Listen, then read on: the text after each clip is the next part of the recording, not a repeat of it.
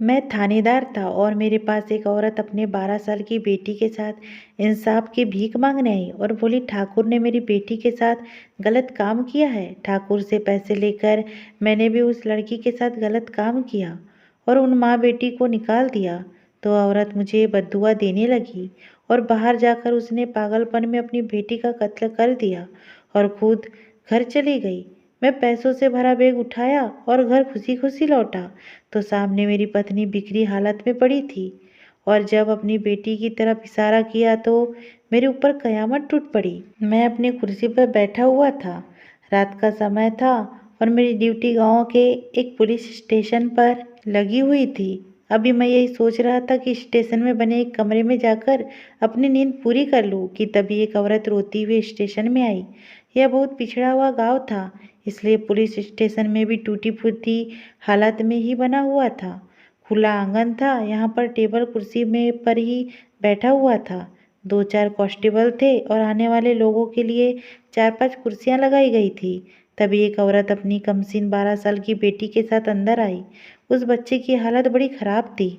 चेहरे पर ओठ के पास चोट का निशान था जिसमें खून बह रहा था। सर में भी चोट लगी हुई थी। वह बच्ची सिसक सिसक कर रो रही थी। काली चादर से उसने खुद को लपेट रखा था। मैं रात के समय किसी औरत का ऐसे पुलिस स्टेशन में आने की उम्मीद नहीं रखता था। एक तो मेरी आंखें भी नींद से चूर थी और मैं बहुत ज़्यादा थका हुआ था। वह औरत रोते हुए मेरे सामने आई और कहने लगी कि उसकी 12 साल की बेटी के साथ बलात्कार हुआ है। यह सुनकर तो मेरी नींद से चूर आंखें फौरन ही खुल गई थी। मैंने एक नज़र उस पर कमसीन लड़की पर सर से पैर तक डाली जो मुश्किल से 12-13 साल की थी, लेकिन थी बड़ी सुंदर। पहले तो मुझे देखकर तरस भी आया। दुबली पतली सी वह बच्ची इस कम उम्र में बलात्कार का शिकार हुई थी। मैंने कहा कि रिपोर्ट लिखवाओ, किसने तुम्हारी बेटी के साथ यह हरकत की है उसका हुलिया बताओ और पूरा वाकया भी बताओ। मैंने रजिस्टर खोला और पेन से लिखने लगा। वह कहने लगी कि मेरी बच्ची के साथ ठाकुर साहब ने बलात्कार किया है। मेरा तो पेन हाथ से छूट गया था। मैंने उसे फिर से देखा। मैंने कहा, क्या नींद में जागकर आई हो? जो मुंह में आ रहा है बोले जा रही हो? वह कहने लगी, मैं सच कह रही हूँ, मेरी बच्ची के साथ बलात्कार हुआ है और वह करने वाला ठाकुर साहब है। मैं बड़ी उम्मीद लेकर आपके पास आई हूँ। मुझे लगा कि वह औरत बावली हो गई है।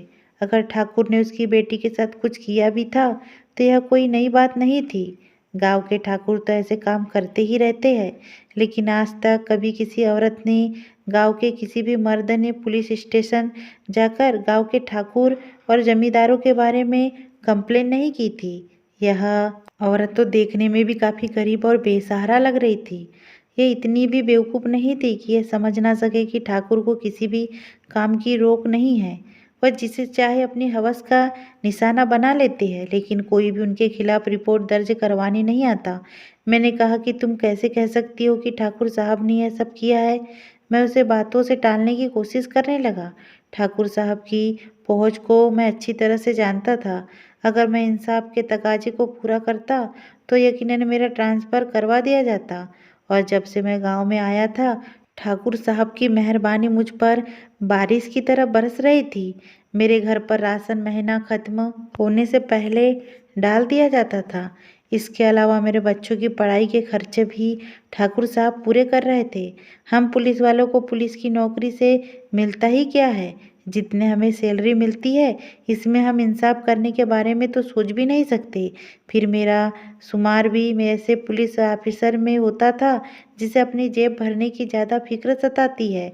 मैं अपनी वर्दी के जोर पर भोले भाले और गरीब गांव वालों को ही अपनी जेब भरने के लिए इस्तेमाल करता था। किसी होटल या ढाबे पर जाता तो खूब पेट भर कर खाना खाता। अगर होटल वाला पैसा मांगता तो उसे कहता कि तुझे पता है मैं कौन हूँ? मैं इस गांव का पुलिस ऑफिसर हूँ। तू मुझसे पैसे मांग रहा है, अंदर डाल दूंगा तुझे। जेल के अंदर 2 दिन जेल की हवा खाऊंगे तो होश ठिकाने आ जाएंगे। गांव वाले मुझसे डरने लगे थे। फल वाले के पास जाता तो वह शॉप पर भरकर मुझे फल देता। सब्जी वाले के पास जाता तो सब्जी भी मुफ्त में मिल जाती। इसी तरह और बाकी चीज़ भी जिंदगी बड़े मज़े से गुजर रही थी। मैंने उस औरत की बात पर कहा कि देखो, सही है या कि तुम जैसी खामोशी से इस पुलिस स्टेशन आई हो, उसी खामोशी से वापस चली जाओ। और भूल जाओ कि तुम्हारे बच्चे के साथ कुछ हुआ भी है, इसमें तुम्हारी भलाई है। वह मुझे देखकर कहने लगी, आप तो इंसाफ दिलाने के लिए हमारे गांव में आए हैं। मैं क्यों खामोश रहकर इन ठाकुरों के जुल्मों को बर्दाश्त करूं? अगर आज मैंने कुछ नहीं कहा तो वह कल को फिर मेरी बच्ची के साथ जुल्म करेगा, मेरी मासूम सी बच्ची को हवस का निशाना बनाएगा। मैं तो बड़ी आस उम्मीद लेकर आपके पास आई हूँ कि आप तो हमारे गांव के रक्षक बनकर आए हो। हमारी बच्चों की इज्जत की जिम्मेदारी आपकी है। वह मुझे मेरी जिम्मेदारियां समझाने लगी। मैंने कहा कि बस बस, मुझे ज़्यादा सबक पढ़ाने की ज़रूरत नहीं है, यह सब मैं किताबों में पढ़ चुका हूँ। ऐसा करो, रिपोर्ट लिखवाओ। उसने मुझे पूरा वाकया बताया कि वह औरत ठाकुर के घर में नौकरी करती थी। विधवा औरत थी, इसलिए अपनी बेटी और अपना पेट पालने के लिए उसने ठाकुर के घर पर काम करना शुरू कर दिया। खुद तो काली सी थी, लेकिन बेटी खूबसूरत थी। ठाकुर ने जब उसकी बेटी को देखा तो अपना हर काम उसी से कहने लगा। ठाकुर अच्छी खासी उम्र का इंसान था, यही कोई 55 से 60 के लगभग होगा। इसलिए उस औरत ने भी यही समझा कि उसकी बेटी को अपनी बेटी जैसा समझकर काम कहता होगा। लेकिन ठाकुर साहब इस बच्ची को अपने कमरे में बुला लेता और फिर घंटा घंटा वहीं अपने कमरे में रखता। जब वह कमरे से बाहर आती तो रोते हुए आती। माँ को कुछ शक होने लगा कि बेटी बहुत ज़्यादा डरी हुई थी। माँ ने उससे पूछा कि तुम्हें क्या हुआ, तो वह ना में सर हिला देती, क्योंकि वह ठाकुर उसके साथ कुछ गलत हरकतें करता था और फिर उससे डांटता था कि खबरदार, जो तूने यह बात किसी और को बताई। वह लड़की इस हरासमेंट से परेशान होने लगी थी। एक बार ठाकुर ने कहा कि अपनी बेटी को रात में यहीं रहने दो, मेरी माँ की तबीयत ठीक नहीं है और यह उसके पास रहेंगी, उसका ख्याल रखेंगी। वह औरत कहने लगी कि आपके घर में तो नौकरानियों की कोई कमी नहीं है, मैं अपनी बेटी को रात में किसी के घर नहीं छोड़ती। ठाकुर कहने लगा कि तुम्हारी सारी तनख्वाह काट लूँगा और जो तुम्हारे पति ने तुम्हारे घर के कागज मेरे पास रखवा कर फिर मुझसे पैसे उधार लिए थे, वह भी मुझे अभी के अभी वापस करो, वरना तुम्हें तुम्हारे घर से भी निकालवा दूंगा। तुम लोग होते ही ऐसे हो, नखरे दिखाते हो। मेरी माँ बीमार है और फिलहाल कोई ऐसी नौकरानी नहीं है जो उनका ख्याल रखे। तुम अपनी बेटी को यहीं छोड़ जाओ, वरना मैं तुम्हें घर और गांव से निकलवा दूंगा। वह बहुत घबरा गई थी, इसलिए अपनी बेटी को उसने वहीं छोड़ दिया। लेकिन वह बच्ची अपनी माँ का आंचल पकड़कर कहने लगी कि माँ, मुझे यहाँ मत छोड़कर जाओ। इससे पहले कि वह बच्ची अपनी माँ को कुछ बताती, ठाकुर की घूरती नज़रों ने उसकी जुबान पर ताला लगा दिया था। उसकी माँ ने कहा कि एक रात की बात है बेटा, तू उनकी माँ की खूब सेवा करना, सुबह मैं तुझे लेने आ जाऊंगी। क्या पता था कि उसके साथ ठाकुर बदसलूकी करेगा और औरत वापस चली गई। ठाकुर की पत्नी उस वक्त घर पर ही थी। ठाकुर की माँ वाकई बीमार थी, लेकिन उस कमसीन बच्ची को रखने का मकसद कुछ और ही था। जैसे ही वह औरत अपनी बेटी को रात हुए वहां छोड़कर गई तो ठाकुर के चेहरे पर शैतानी मुस्कुराहट आ चुकी थी। वह औरत तो वहां से जा चुकी थी। बच्ची ने रोते हुए डर कर वापस पलट कर देखा तो ठाकुर अपनी मूंछों को ताव देते हुए उसे ही देख रहा था। ठाकुर की पत्नी तो अपनी सास के कमरे में जा चुकी थी, क्योंकि उसकी दवा देने का समय हो चुका था। जबकि ठाकुर ने उस मासूम बच्ची को अपने पास रोक लिया और कहने लगा कि लड़की, आकर मेरे पैर दबा। वह डरती हुई मासूम लड़की ठाकुर के पैर दबाने लगी। वह ऐसा कुर्सी पर लगाए मेज पर टांगे रखे बैठा, अगले ही पर अपनी टांगे झटक कर कहने लगा कि बस चल, अब मेरे साथ कमरे में चल और मेरी टांगे दबा। लड़की डरते डरते उसके कमरे में जा चुकी थी। ठाकुर की पत्नी तो अपनी सास के साथ कमरे में थी। जबकि उस दिन ठाकुर ने मासूम बच्ची के साथ कई घंटे तक दरिंदगी दिखाई और सिर्फ उसका बलात्कार किया, बल्कि उसे जुल्म का भी निशान ना बनाया। वह बच्ची दर्द के मारे चीखने चिल्लाने की कोशिश करती तो ठाकुर उसके साथ और जुर्म करता, यहाँ तक कि अपना मकसद पूरा करने के बाद कचरे की तरह उसे कमरे से बाहर फेंक चुका था। वह बच्ची कमरे से बाहर जब गिरी तो उसी पर ठाकुर की पत्नी भी अपनी बेटी के कमरे से बाहर निकल रही थी। उसने उस मासूम बच्ची की हालत देखी तो फौरन मुंह फेर चुकी थी। भला आखिर वह क्या कहती? अपने पति की आदत से वह भी अनजान नहीं थी, मगर ठाकुर के सामने चलती किसकी थी? बच्ची के चेहरे पर और जिस्म पर जगह जगह जख्मों के निशान थे। इसका चेहरा नोचे जाने की वजह से जख्मों से भरा हुआ था। आधी रात का वक्त था जब दरवाजे पर दस्तक हुई थी। वह औरत अपने घर में सो रही थी। कुछ देर पहले ही उसकी आंख लगी थी। जब दरवाजे पर दस्तक सुनकर वह घबराकर उठ बैठी। सोचने लगी कि रात के इस वक्त कौन आ सकता है। घर में तो वह भी अकेली ही थी, कोई चोर उचक्का तो नहीं था। यही सोचकर वह डरते डरते दरवाजे के पास आई और दरवाजे में एक छेद से जब झाँक कर बाहर का दृश्य देखा तो उसकी जान निकल गई थी। फौरन उसने दरवाज़ा खोला। उसकी बेटी की जो हालत थी वह देखकर तो वह काँप कर रह चुकी थी। रोते हुए उसकी बेटी ने सारा सच बताया और वह सीधा अपनी बच्ची के इंसाफ के लिए पुलिस स्टेशन पहुंची थी। मैंने उसे दिखाने के लिए वह रिपोर्ट दर्ज की और फिर उस औरत से कहा कि जाओ, अपने घर जाओ, कानून को अब अपना काम करने दो। इतना कहकर मैं एक बार फिर कुर्सी पर टेक लगाकर बैठ चुका था। वह औरत मेरे आगे हाथ जोड़कर मेरा धन्यवाद करने लगी और कहने लगी कि साहब जी, बस मुझे इंसाफ ज़रूर दिला दीजिए। मेरी मासूम बच्ची की ज़िंदगी उस इंसान ने बर्बाद कर दी। वह लड़की अभी तक रो रही थी। जैसी हालत उस लड़की की थी, मैं तो पूरी तरह लड़की को अनदेखा कर रहा था। इसी के साथ ही मैंने उस औरत और लड़की को वहाँ से चलता किया। जाते हुए वह बार बार मुझसे यही कह रही थी कि बस मुझे इंसाफ चाहिए, मैं ठाकुर को जेल की सलाखों के पीछे देखना चाहती हूँ। इतना कहकर वह वहाँ से चली गई और मैं एक बार फिर आंखें मूंद चुका था। थाने में ही बने कमरे में जाकर लेट चुका था, मगर नींद थी कि मेरे आंखों से कोसों दूर थी। बार बार उस बच्ची के आंसू और उस औरत की फरियाद मेरी नज़रों के सामने आ रही थी। समझ नहीं आ रहा था कि क्या करूं। जैसे सुबह हुई तो मैंने वह रिपोर्ट उठाई और ठाकुर के घर की तरफ जाने लगा। ठाकुर की हवेली में पहुंचा तो ठाकुर साहब उस वक्त घर पर ही थे। मुझे देखकर बहुत ही अच्छे से मेरा स्वागत किया। कहने लगे, क्या हुआ, आज हमारे घर की याद कैसे आ गई? क्या पैसे कम पड़ गए थे या कोई और मसला था? ठाकुर साहब की यह बातें सुनकर तो मैं शर्मिंदा हो गया। फौरन उनके पास जाकर नमस्ते किया और फिर उनके हाथ को अपने आंखों से लगाकर कहने लगा, अरे आपके हाथ जब मेरे ऊपर है तो भला आपके होते हुए हमें कैसे परेशानी हो सकती है? आपकी वजह से ही तो मेरे घर में चूल्हा जल रहा है। इतना कहकर मैं ठाकुर साहब के सामने बैठा और फिर कुछ सोचते हुए रिपोर्ट निकालकर सामने रख दी। रिपोर्ट देखकर ठाकुर साहब हैरत में पड़ गए थे। ये किसकी रिपोर्ट है? जब उन्होंने रिपोर्ट को पढ़ा तो अगले ही पल माथे पर बल डालकर मुझे देखने लगे। कहने लगे कि यह क्या है, तुमने मेरे खिलाफ फिर रिपोर्ट दर्ज कर ली? इतना कहने के बाद वह हंसने लगे। रिपोर्ट को किसी फालतू कागज की तरह एक तरफ फेंक कर कहने लगे, मुझे तो हैरत हो रही है कि उस औरत की इतनी हिम्मत हो गई कि वो अपनी बेटी को लेकर पुलिस स्टेशन ही पहुंच गई। मैंने ठाकुर साहब की बात सुनी और बोला, ठाकुर साहब, यह पहली औरत है जिसको मैंने इतना दिलेर देखा है, मगर यह तो सिर्फ उनका दिल बहलाने के खातिर रिपोर्ट दर्ज की है। होगा तो फिर वही जो आप चाहोगे। इतना सुनकर ठाकुर उठ खड़ा हुआ, बार बार अपनी मुट्ठियों को मसल रहा था। यह बात उनकी इज्जत पर बनाई थी। भला वह आम सी औरत इतने दिलेर भी हो सकती थी कि गांव के ठाकुर के खिलाफ ही रिपोर्ट दर्ज करवाने पहुंच गई।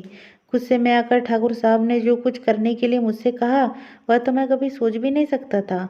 मैंने फौरन नामे सर हिला दिया और बोला कि नहीं ठाकुर साहब, मेरी पत्नी है, मासूम बच्ची है, भला मैं इतना बड़ा कदम कैसे उठा सकता हूँ? मगर ठाकुर साहब ने मेरे कंधे पर हाथ रखकर उसे दबाया और कहने लगा, मैं जो कह रहा हूँ करना ही पड़ेगा।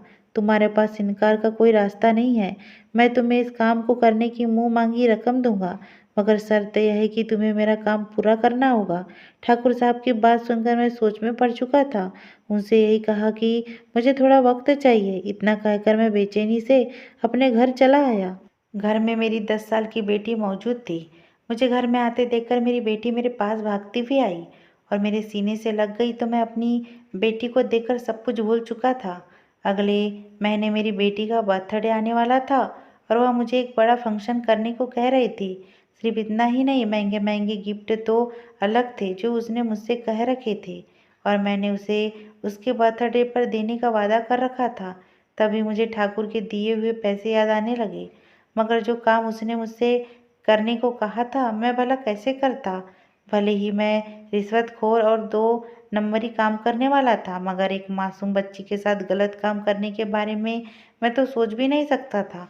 अगले दिन जब मैं दोबारा थाने गया तो वह औरत मुझे पहले थाने में अपनी बेटी को सीने से लगाए बैठी थी। मुझे आता देखकर मुझसे मिलना चाहा, मगर मैं कांस्टेबल से साफ साफ शब्दों में कह दिया कि नहीं, मैं किसी से मिलना नहीं चाहता। उससे कहो कि इंतजार करे। 6-7 घंटे तक वह पुलिस स्टेशन के बाहर ही बैठी रही। चिलचिलाती धूप थी। जब दूसरी बार कांस्टेबल मेरे पास आया और आकर बोला कि वह औरत आपसे मिलने के लिए अब धरना प्रदर्शन पर उतर आई है, तो मैंने कहा कि अच्छा, उसे आने दो। अंदर जैसे ही वह अंदर आए तो आकर कहने लगी कि अभी तक ठाकुर सलाखों के पीछे क्यों नहीं आया। मुझसे बर्दाश्त नहीं हुआ और मैं गुस्से से उठा और कहने लगा कि तुम्हें उसके साथ बलात्कार करो और इतना तड़पाओ कि वह जीते जी मर जाए। मैं अभी वहीं बैठा इस बच्ची को देख ही रहा था कि जब ठाकुर साहब की गाड़ी थाने के बाहर आकर रुकी।